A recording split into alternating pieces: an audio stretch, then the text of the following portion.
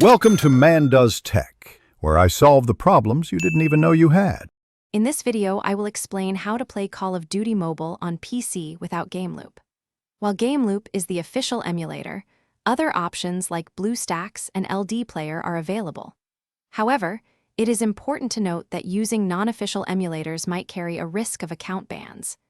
There is also a separate PC beta version, but it requires specific Chinese accounts and does not allow for account progress transfer. Once you have selected an emulator, download it from its official website and proceed with the installation. After installation, launch the emulator and sign in using your Google account to access the Play Store. From there, simply search for Call of Duty Mobile and install the game.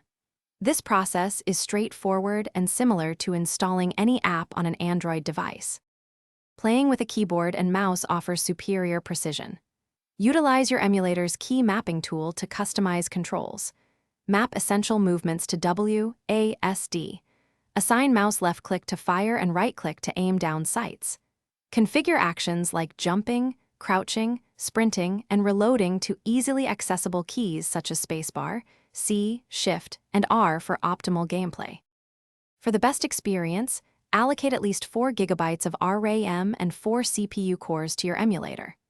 Adjust in-game graphics to medium or high and set the frame rate to maximum. Disabling anti-aliasing, real-time shadows, and depth of field can further boost performance. Remember, using non-official emulators might limit access to cross-platform ranked matches and carries potential risks. Thanks for watching. If you found this helpful, don't forget to like and subscribe.